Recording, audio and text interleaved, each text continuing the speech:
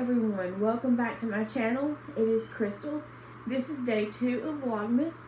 So I want to say thank you for watching.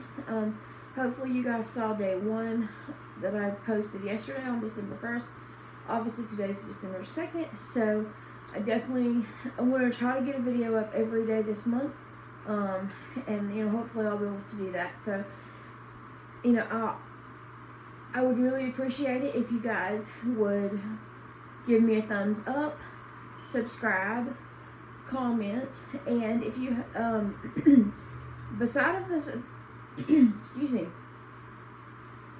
beside of the subscribe button, there's a little bell, and if you hit that bell, you will be notified when I post a video. And I've been posting on my community tab, so hopefully you guys have seen that. If you haven't, then click on the little button that says community, and you'll be able to see all my posts. And you guys are welcome to comment.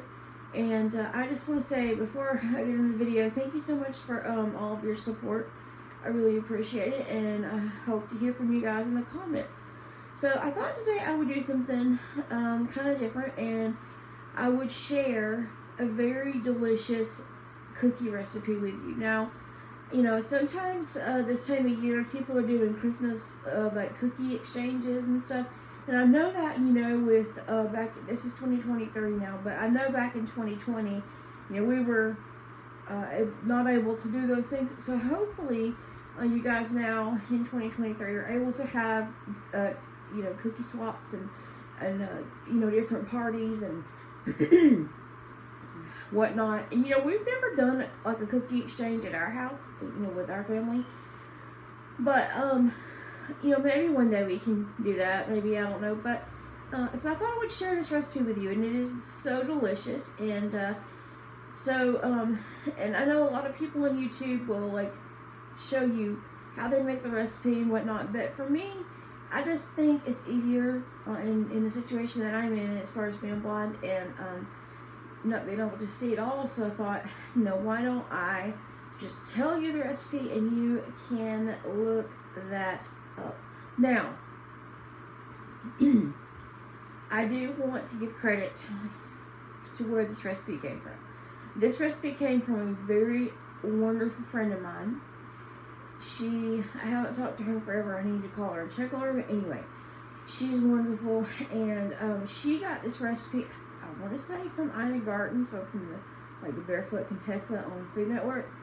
But I make this recipe anytime that that I can, and I will say, during the holidays. And I will say this freezes very well, so I will get to that in a bit.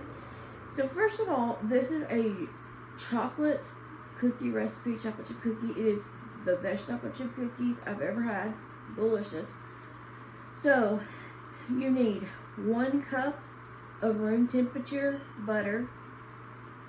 And I know that, and I've done this before, you can use margarine, but honestly guys, if you're going to make this for a cookie exchange or even just for yourself, get some butter, because butter makes a lot of difference. You could use any kind that you like. I prefer the Great Value brand, but that is just what I like to use. Okay, so 1 cup of butter, 1 cup of regular granulated white sugar, 1 cup of packed brown sugar, 2 eggs, 1 teaspoon of vanilla, 2/3 cup of cocoa powder, unsweetened. I prefer the Hershey's brand. But again, you can use any brand you like.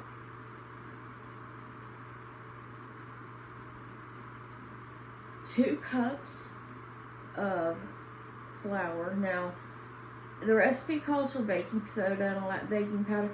I don't use that. I just use self-rising flour. It's much easier.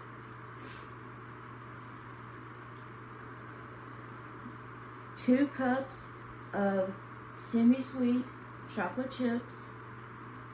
2 cups of white chocolate chips.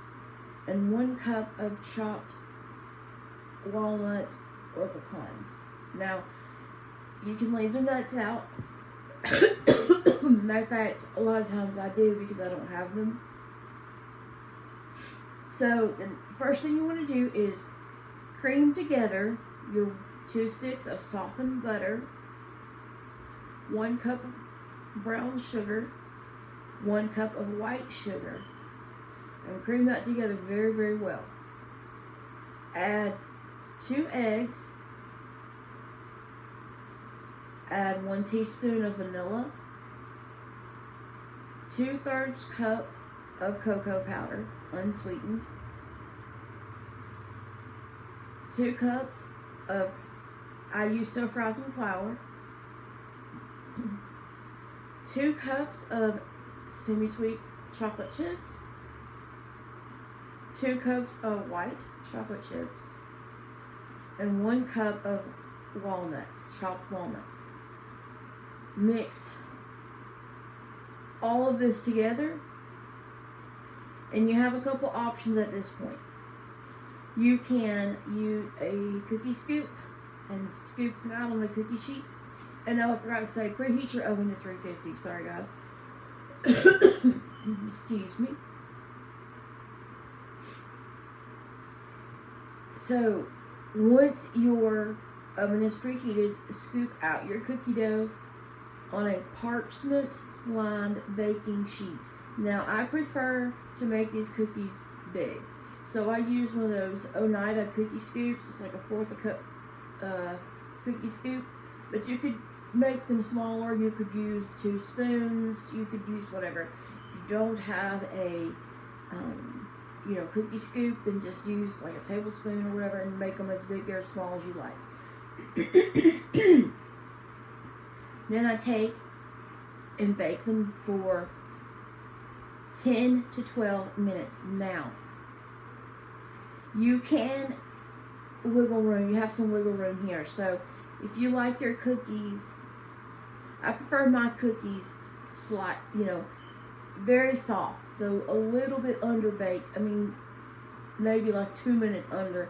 And I prefer that way because it makes for a very soft cookie, very chewy, moist, yum.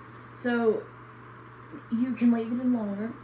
But just remember, it will continue to cook on the baking tray.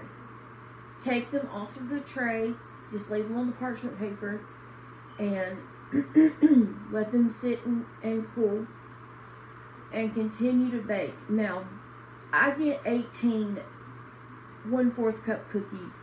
If you don't need or want this many, or if you want to make them smaller, if you don't want to bake them all right now, you can certainly put the dough on freezer paper, roll it up, and freeze it. And then all you have to do when you want cookies is slice and bake.